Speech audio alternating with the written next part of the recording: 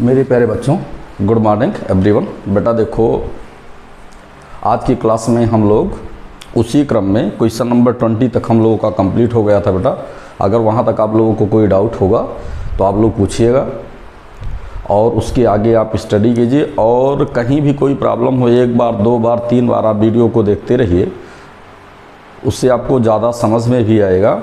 और कोई प्रॉब्लम हो तो आपको हमने व्हाट्सएप नंबर भी बताया था, आप इस पर अपनी प्रॉब्लम को डाल दिया कीजिए 94,540 और 98,390 पर। बेटा ये व्हाट्सएप नंबर है। बेटा अब देखो, आप लोग घर पर रहिए और मेहनत से पढ़िए, कोविड से बचिए, क्योंकि बेटा ये वैश्विक महामारी है और कोई पेटेंट मेडिसिन ऐसी नहीं है कि जिससे हम लोग कॉन्फिडेंस से कह सकते हैं कि ये मेडिसिन हमारे बच्चों का, बुजुर्गों का या सबका, जितने भी बंधुवर हैं, सबकी रक्षा कर सकती है। तो अभी ऐसी कोई पेटेंट मेडिसिन नहीं आई है।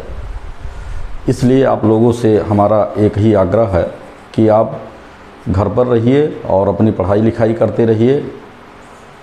जो भी सब्जेक्टिव टीचर हैं वहाँ अपना यूट्यूब वगैरह पर जाकर और अपने जो भी पढ़ाई लिखाई के जो रिसोर्सेज हैं आप वहाँ से लेकर अपनी पढ़ाई बेटा करो। हमें आपसे यही उम्मीद है, आप अपने घर पर रहेंगे, मास्क लगाए रखिए और सैनिटाइज करते रहिए। कहीं भी इधर उधर हित मित्रों से, किसी से मिलने की जो प्रक्रिया है बेटा, उसमें ज़्यादा से ज़्यादा आप अपने आप को कंट्रोल रखिए, क्योंकि अगर आप सही रहोगे तो सब कुछ सही रहेगा। ठीक है, तो आप अपना रक्षा कीजिए और जो भी अपने से संबंधित लोग हैं उनको बताते रहिए कि मास्क का प्रयोग करें और सैनिटाइज़र साथ में लिए रहें। और जो हमारे सुरक्षाकर्मी हैं उनसे अनावश्यक लड़ाई झगड़ा ना करें, क्योंकि वो हमारे आपके लिए ही खड़े हैं। जो पुलिस प्रशासन है या गवर्नमेंट है बेटा, वो हम लोगों के सपोर्ट में ही काम कर रही है। तो उनसे लड़ाई करने से बढ़िया है कि हम एक मास्क ले लें और मास्क लेकर चलें, क्योंकि ये बड़ी दुर्भाग्य की बात है कि हमें अपने कर्तव्यों को भी बताना पड़ रहा है। अपने कर्तव्यों को हमें पुलिस फोर्स के थ्रू हमें बताना पड़ रहा है। कुछ लोगों का हमने वायरल वीडियो देखा कि वो मास्क भी नहीं लिए हैं, सैनिटाइज़र भी नहीं लिए हैं और कुछ नहीं लिए हैं और पुलिस प्रशासन से लड़ाई करते हैं। ये बड़ा दुर्भाग्यपूर्ण है कि जो हमारे लिए हर तरह से रक्षा का ही काम करते हैं। अभी आपको कोई आपदा होती है तो आप पुलिस प्रशासन को याद करते हो, तो आप उनका, हमारा आप लोगों से यही बार बार निवेदन है कि आप लोग जो है पुलिस प्रशासन का सहयोग कीजिए, घर पर रहिए और फिजिक्स हुआ, केमिस्ट्री हुआ, मैथमेटिक्स हुआ, जोलॉजी हुआ, बॉटनी हुआ, इन सब की पढ़ाई बेटा बढ़िया से कीजिए। रही बात हमारी, हम अपना पढ़ाते रहेंगे। केवल आप ये 18 पेपर बस, ज़्यादा आपको नहीं पढ़ना है। 6 फिजिकल, 6 ऑर्गेनिक, 6 इनऑर्गेनिक, इतना पेपर पढ़ लीजिए, कोई दिक्कत नहीं है। एक बार, दो बार, तीन बार। अब देखिए उसी सीक्वेंस में बेटा हम लोग क्वेश्चन नंबर 21 से आगे बढ़ रहे हैं। 20 तक हो गया था। आप क्वेश्चन नंबर 21 है बेटा, देखो क्वेश्चन नंबर 21 है। क्वेश्चन नंबर 21 क्या कह रहा है बेटा? कह रहा है the element having the configuration, एक एलिमेंट है उसका कॉन्फ़िगरेशन दिया है और कह रहा है वो एलिमेंट कहाँ से बिलोंग करता है बेटा। एक एलिमेंट है, क्वेश्चन नंबर 21 है। मान लीजिए कोई एलिमेंट है, एक एलिमेंट क्वेश्चन में पूछ रहा है, एक एलिमेंट है और उसका जो इलेक्ट्रॉनिक कॉन्फ़िगरेशन है प्यारे बच्चों, वो इलेक्ट्रॉनिक कॉन्फ़िगरेशन कह रहा है कि ये है, ये उसका इलेक्ट्रॉनिक कॉन्फ़िगरेशन है। ये है 3d8 और 4s2, ये बेटा इलेक्ट्रॉनिक कॉन्फ़िगरेशन है। ऑप्शन में क्या दिया कि ये एलिमेंट कहाँ से बिलोंग करता है। ऑप्शन ए आपका है एल्कली मेटल, ऑप्शन बी बेटा है alkaline earth metal, option C है ट्रांजिशन एलिमेंट और ऑप्शन डी है इनर ट्रांजिशन एलिमेंट। बेटा देखो, the valential electron of the element are entered in the D subshell, entered in the d subcell. The valential electron of the element are entered in the d subcell. Hence this element are known as d blocks element. ये बेटा d block element बोलते हैं। क्या बोलते हैं? d blocks element बोलते हैं प्यारे बच्चों, d blocks element। आप जानते हो कि d block का बेटा एक और नाम है transition series element. Transition series element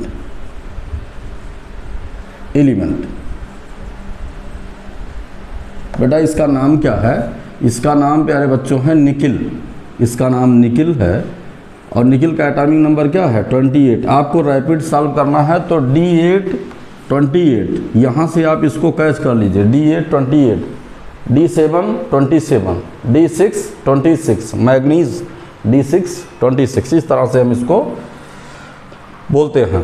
ठीक है, तो ये आपको जानना है। अच्छा रही बात और कुछ ऑप्शंस हैं, जैसे एल्कली मेटल, आप जानते हो बेटा जो एल्कली मेटल होते हैं, जो बच्चे जानते हैं वो भी पढ़ें, जो नहीं जानते हैं वो बेटा जान जाएं। एल्कली मेटल होते हैं बेटा वो S ब्लॉक के होते हैं, उनका S1 टाइप इलेक्ट्रॉनिक कॉन्फ़िगरेशन होता है। All of these elements shows the NS1 type electronic configuration. Alkaline earth metal बेटा, alkaline earth metal, earth metal इनका क्या होता है बेटा NS2 टाइप इलेक्ट्रॉनिक कॉन्फ़िगरेशन होता है, NS2 टाइप इलेक्ट्रॉनिक कॉन्फ़िगरेशन होता है। फिर आपकी इसमें ऑप्शन भी दिया inner transition element, inner transition element,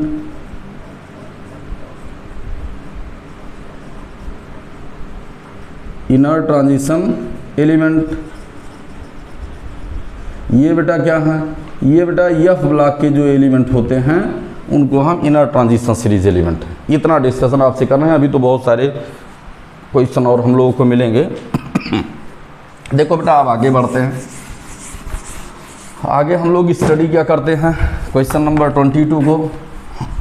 question number 22 क्या बेटा है, जैसे देखिएगा पूछ रहा है from the following electronic configuration which atom है मिनिमम आयोनाइजेशन पोटेंशियल। कह रहा है कुछ 22 कुछ इलेक्ट्रॉनिक कॉन्फ़िगरेशन दिया है और उसमें कह रहा है minimum electronic minimum ionization potential. तो first of all we know what type of the element shows the minimum value of the ionization potential. सबसे पहले बेटा हमें ये जानना है कि कौन से ऐसे एलिमेंट्स हैं जो minimum electronic minimum ionization potential को रिप्रेजेंट करते हैं। देखो पूरी केमिस्ट्री की कहानी है बेटा कि अगर हमें इलेक्ट्रॉनिक कॉन्फ़िगरेशन, देखो हम एक सीक्वेंस आपको बता दे रहे हैं, हम बता दे रहे हैं बेटा S1 और उसके बाद फिर बेटा हम देखते हैं S1 के बाद बेटा देखते हैं P1 और उसके बाद फिर प्यारे बच्चों हम क्या देखते हैं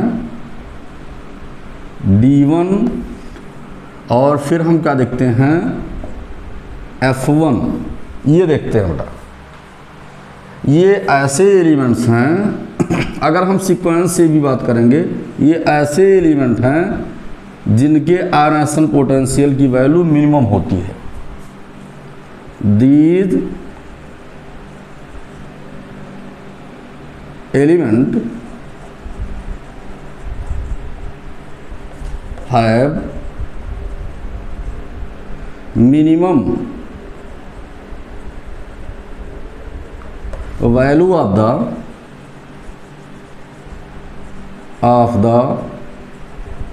आयोनाइजेशन पोटेंशियल। आयोनाइजेशन पोटेंशियल क्या होता है प्यारे बच्चों, आयोनाइजेशन पोटेंशियल वो होता है the minimum amount of energy which are required, the minimum amount of energy which are required for releasement of the valence shell electron from an isolated gaseous atom conversion to the gaseous cation. Means क्या है, कोई isolated gaseous atom हो बेटा, कोई isolated gaseous atom हो और इसके valence shell से एक इलेक्ट्रॉन को निकालने में जितनी कम से कम ऊर्जा की आवश्यकता होती है बेटा, उसी को क्या बोलते हैं आयोनाइजेशन पोटेंशियल। तो मिनिमम आयोनाइजेशन पोटेंशियल वाले ये हैं बेटा। मैक्सिमम आयोनाइजेशन पोटेंशियल भी लगे हाथ आपको बता देते हैं।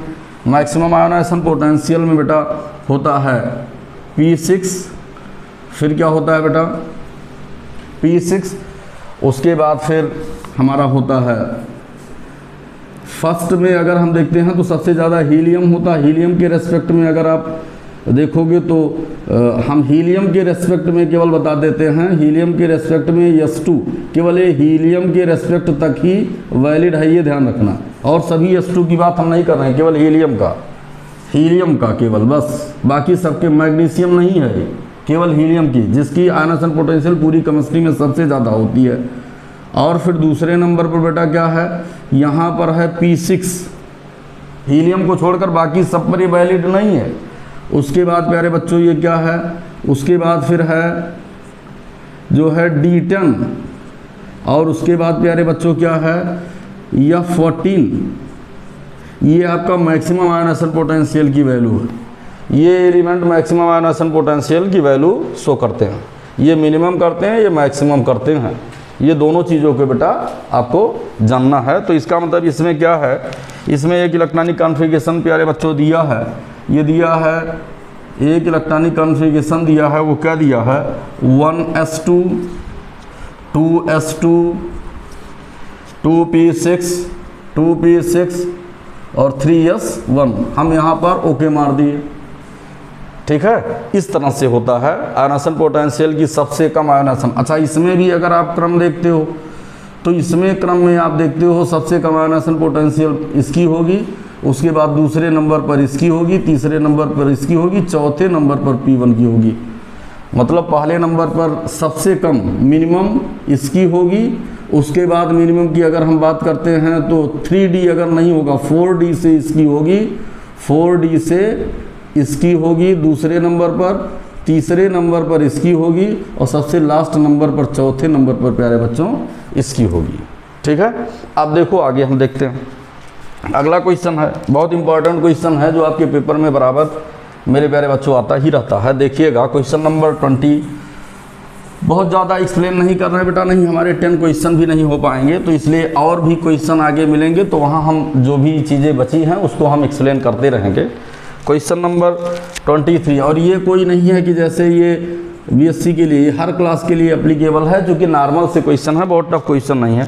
कह रहा है normalised wave function represented by, बेटा क्वांटम मैकेनिक्स में होती है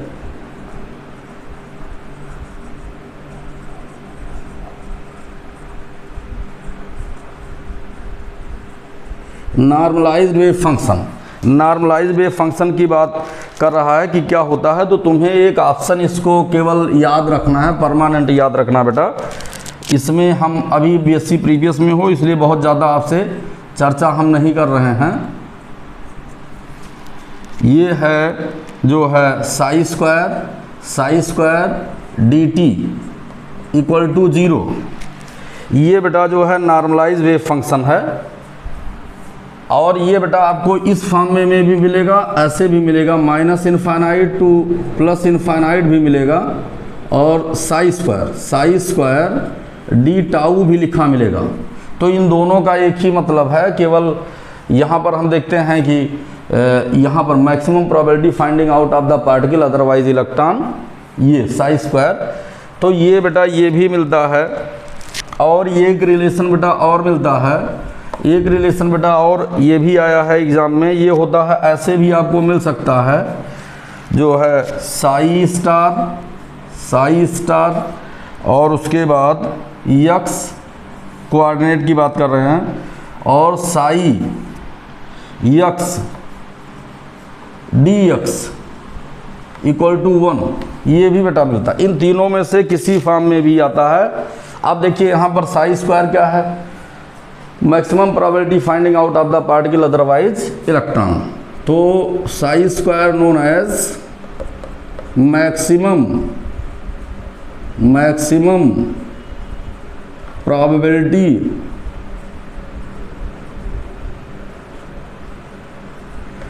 फाइंडिंग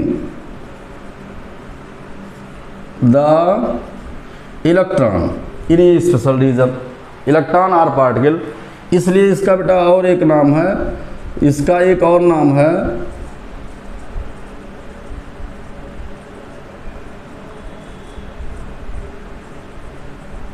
प्रोबेबिलिटी वॉल्यूम के नाम से भी जानते हैं प्यारे बच्चों, इसको प्रोबेबिलिटी वॉल्यूम भी जानते हैं। Maximum probability finding out the electron otherwise particle, इसको बेटा और एक जानते हैं, एक नाम से और जानते हैं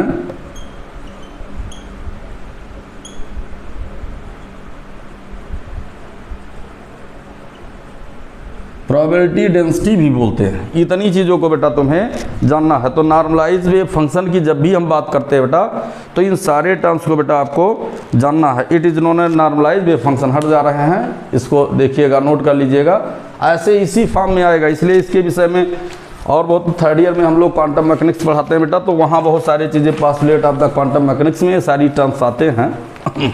आगे देखो बेटा, नेक्स्ट क्वेश्चन है बेटा क्वेश्चन नंबर 24। देखो क्वेश्चन नंबर 24 प्यारे बच्चों क्या है। क्वेश्चन नंबर 24 पर अगर हम लोग डिस्कशन करते हैं तो क्वेश्चन नंबर 24 क्या बता रहा है। देखो क्वेश्चन नंबर 24 बता रहा है which of the following is correct. Sai के रेस्पेक्ट में कह रहा है, तो पहला ए ऑप्शन है, ये ऑप्शन है प्यारे बच्चों, साई मस्ट बी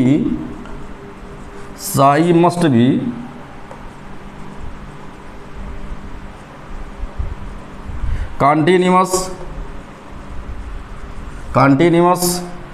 और फिर आपका कह रहा है option B, psi must B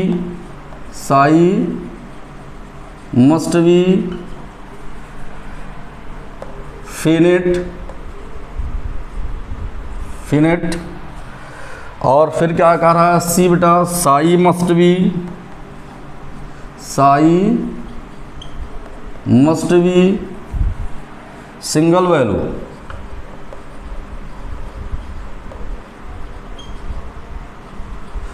value. और डी कह रहा है ऑल।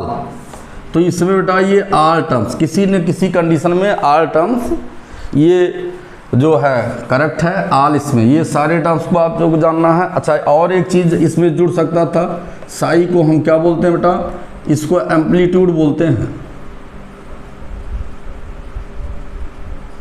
एम्पलीट्यूड बोलते हैं। साई को और क्या बोलते हैं, वेव फंक्शन बोलते हैं।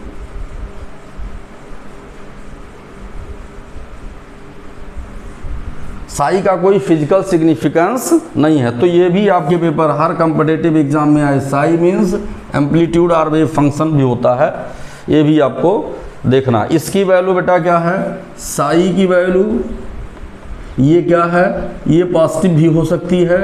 साई की वैल्यू क्या है, ये नेगेटिव भी हो सकती है। साई की ये भी आपको जानना मस्त था, ठीक है। अब देखो आगे देखते हैं मेरे प्यारे बच्चों, क्वेश्चन नंबर 25 पर डिस्कशन करते हैं। क्वेश्चन नंबर 25 क्या है देखा जाए। जैसे क्वेश्चन नंबर 25 पर हम जो डिस्कशन करते हैं ये है बेटा, कह रहा है carbon atom in diamond has type 25। Carbon atom in diamond has type of configuration, has type of which type of configuration, किस तरह के कॉन्फ़िगरेशन को ये बताता है। बेसिकली बेटा देखो, तो ऑप्शन ये है बेटा प्लेनर, ऑप्शन बी है बेटा लीनियर, ऑप्शन सी है ऑक्टाहेड्रल,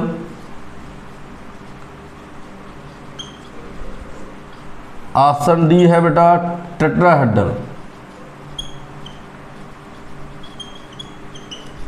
तो ऑप्शन डी करेक्ट है, टेट्राहेड्रल। क्यों, इन डायमंड जो कार्बन का अरेंजमेंट होता है मेरे प्यारे बच्चों, वो इस तरह से अरेंजमेंट होता है, ध्यान दीजिएगा। It is arrangement of the carbon in the diamond, ये इस तरह से होता है। फिर यहाँ से भी बेटा क्या है, ये होता है। तो इसका मतलब कार्बन आइटम है sp3 हाइब्रिडेशन,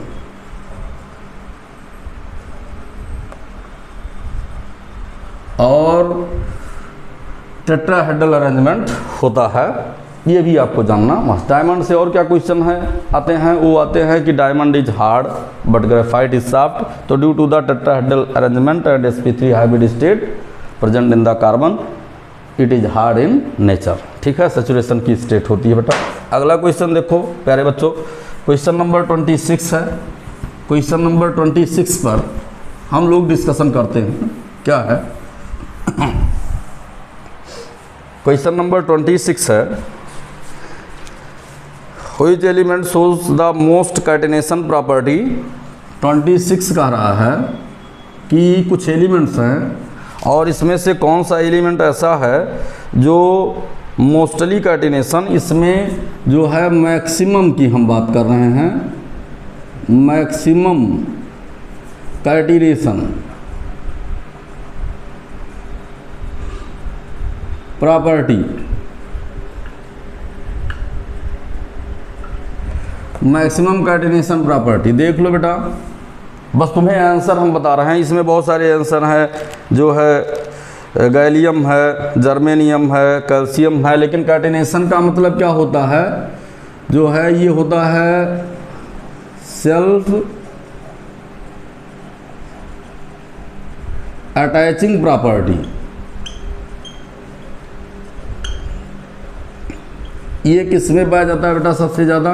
देखो हम तुम्हें सीक्वेंस ही बता दे रहे हैं, carbon, silicon, germanium, Asian, PB, ये बेटा सीक्वेंस ही है ये। तो मैक्सिमम कैटिनेशन किस में पाया जाता है? मैक्सिमम कैटिनेशन पाया जाता है कार्बन में बेटा, मैक्सिमम पाया जाता है।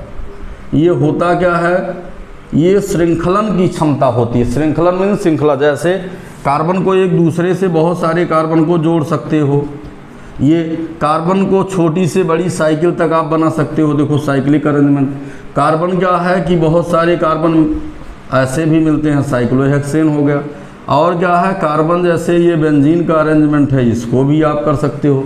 तो इसका मतलब सेल्फ लिंकिंग प्रॉपर्टी जो होती है वो कार्बन में सबसे ज़्यादा होती है। इसीलिए ऑर्गेनिक कंपाउंड का जो फार्मूला होता है, जैसे अल्केन का CnH2n+2, n number of high molecular weight, जैसे CnH2n और CnH2n-2, इस सब टाइप का होता है। Because n number, n infinite number, no any limit of n को आप लिमिट में नहीं रख सकते हो।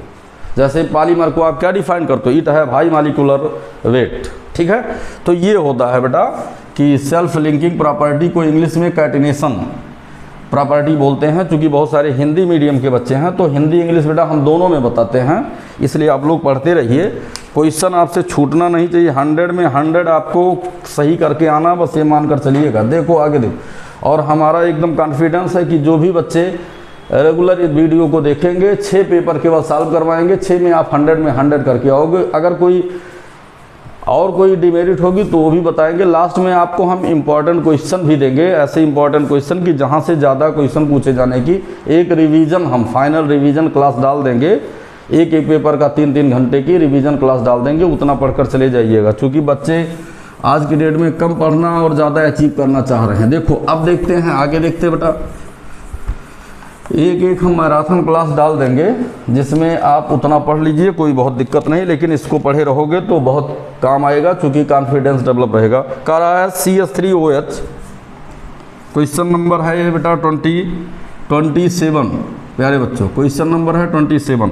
कह रहा है एक कंपाउंड है CH3OH और C2H5OH, ये दो कंपाउंड हैं। ये कह रहा है कि ये वाटर में क्यों डिजॉल्व होते हैं। These compound dissolve in water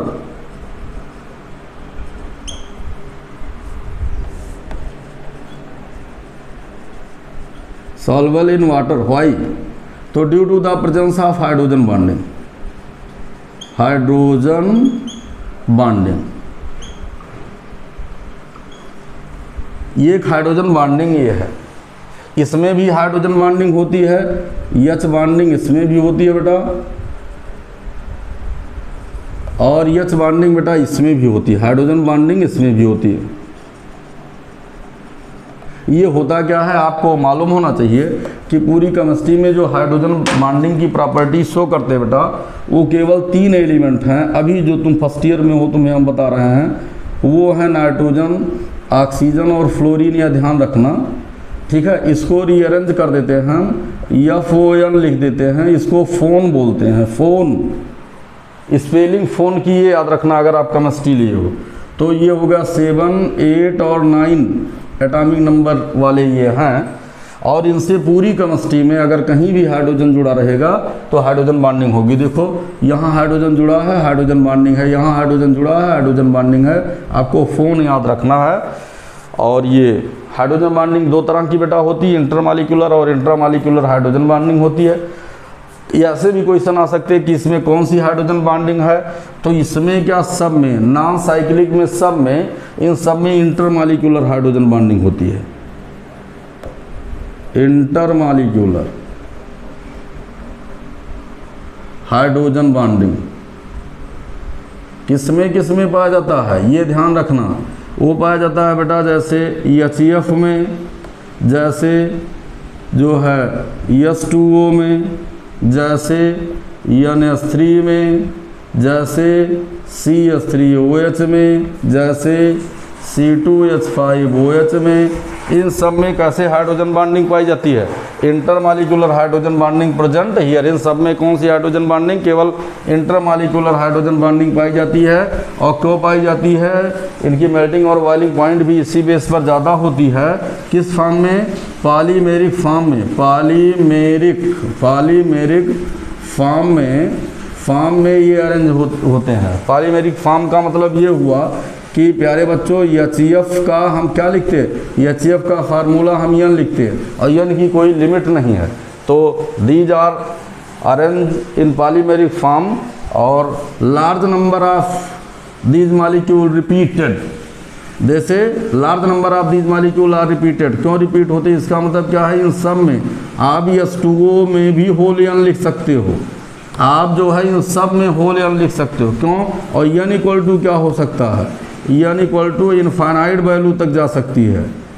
ये देखिए, तो इनफाइनाइट का मतलब कि हाई मॉलिक्यूलर वेट बढ़ाता जाएगा तो जो है मेल्टिंग पॉइंट और बॉइलिंग पॉइंट की वैल्यू बढ़ती जाएगी। बाकी के लिए आप हाइड्रोजन बॉन्डिंग स्पेशल चैप्टर पढ़िएगा SR के केमिस्ट्री क्लासेस में सर्च करके। आगे देखो क्वेश्चन नंबर बेटा हम देखते हैं 28। क्वेश्चन नंबर 28 क्या है, देखो प्यारे बच्चों, जब हम क्वेश्चन नंबर 28 पर बात करते हैं, अच्छा हाइड्रोजन बॉन्डिंग में एक और देखते हैं कि hydrogen atom always carries the partial positive charge. ये भी आपको अपडेट रखना है, hydrogen atom always carries the partial positive charge. ये आपको देखना, it always carries the partial positive charge, it always carries the partial negative charge. ये already partial negative charge को रखता है। और जैसे more electronegative element always carries the partial negative charge, it carries the partial positive charge. More electronegative element always carries the partial negative charge. HEF partial negative charge और partial positive charge. This nature are known as, कौन सा nature, polar nature. Polar nature इसका मतलब hydrogen bonding कैसा होता है, polar भी होता है। ये भी आपको मालूम होना चाहिए। आगे देखो बेटा, अगला क्वेश्चन नंबर हम देखते हैं 28 क्या है। 28 में क्या, देखिए इन सब क्वेश्चन, ये सब बेजान क्वेश्चन है, केवल आप प्रैक्टिस किए रहिए। The magnetic quantum number related to, जैसे मैग्नेटिक क्वांटम नंबर किससे रिलेटेड है, तो इसमें ऑप्शन में दिया है बेटा साइज, शेप, ओरिएंटेशन और स्पिन। साइज, शेप, ओरिएंट, देखो हमने आपको बताया था N, L, M और S, और N की मीन्स क्या हुई, साइज, इसका मतलब क्या हुआ, शेप,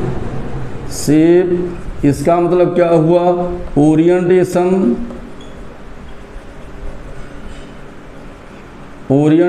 इसका मतलब प्यारे बच्चों क्या हुआ, स्पिन। ये इतनी चीज़ों को आपको देखना है। इसका मतलब ये क्या है, ओरिएंटेशन। मैग्नेटिक क्वांटम नंबर को पूछ रहा, तो मैग्नेटिक क्वांटम नंबर क्या रिप्रेजेंट करता है, ओरिएंटेशन को रिप्रेजेंट करता है। तो ये आपको जानना है। आगे देखते हैं बेटा, क्वेश्चन नंबर 29 क्या है प्यारे बच्चों। क्वेश्चन नंबर 29 पर अगर हम लोग डिस्कशन करते हैं तो इसमें कहता है कि 29, क्वेश्चन नंबर 29 है, the quantum number not obtained from Schrodinger wave equation. कह रहा है जैसे A, B, सी और डी लिख रहा है, एन, यल, एम और यस कह रहा है कि किस क्वांटम नंबर की स्टडी हम श्रोडिंगर वेव इक्वेशन से नहीं करते हैं। Only yes, yes can not be determined by the help of the Schrodinger wave equation. इससे ज़्यादा अभी ना जानो, बस इतना जानो बहुत है, क्योंकि वो बहुत लंबा हो जाएगा। अब बेटा देखते हैं क्वेश्चन नंबर 30 क्या है। क्वेश्चन नंबर 30 हमें मिलता है total number of the value of M का रहा है the total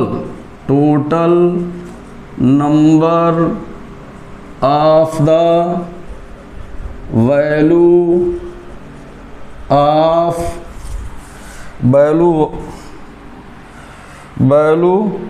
of M for L equal to 3 कह रहा है। यल इक्वल टू 3 के लिए एम के कितने मान होंगे, तो ये एक रिलेशन होता है, M equal to 2l + 1 direct इसी पर रख दो, तो एम इक्वल टू कितना हो जाएगा, ये हो जाएगा 2 और यल का मान कितना है 3 धन 1 बराबर एम इक्वल टू बेटा क्या हो जाएगा, एम इक्वल टू 7 हो जाएगा। ये देखिए बेटा 30 क्वेश्चन का एक्सप्लेनेशन हो गया। अब आज आप लोग पढ़िए, आगे बढ़िए और इसी तरह से हमारा हौसला बुलंद करते रहिए, आपका हौसला हम बुलंद करते रहेंगे बेटा। तो 30 तक हम लोग अचीव कर लिए हैं और नेक्स्ट फिर कल जो है मॉर्निंग की क्लास में फिर आप लोगों से मिलेंगे और पढ़ते रहिए और कोरोना से बचते रहिए। Thanks everyone for sincerely watching my lecture.